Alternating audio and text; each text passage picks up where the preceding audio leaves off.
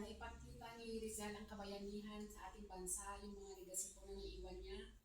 At naging tulad po ngayon yung sa lesson niya, diba, sa Rizal. So, ibig sabihin, nag-iwan siya ng legacy dito sa ating bansa. At the same time, mas nakilala siya sa paggawa ng libro.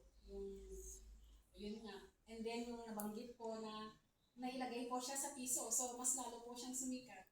Ano po yung dalawang nobelang isinulat ko ni Rizal? Yung Noel Tangere at saka El Filibusterismo.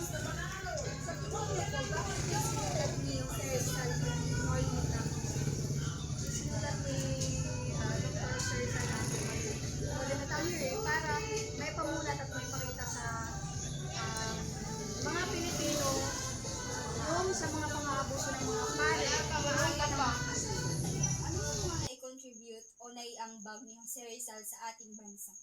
Si Dr. Jose Rizal, alam naman natin na hindi armas yung mga ginamit niya upang ipaglaban yung Pilipinas. Mas ginamit niya yung galing niya sa pagsusulat. Kagaya ng nasulat niya yung mga librong No Limitangere, tapos yung El Filibusterismo. Sa pamamagitan nito, mas napamulat sa mga Pilipino kung ano nga ba yung mga pinaggagawa ng mga Kastila or yung mga sumakop sa ating bansa. At kagaya ng ang tawag dito, mas pinamulat niya sa mga estudyante na mag-aaral sila na mabuti or mas binibigyan niya yung mga tao ng pantay-pantay na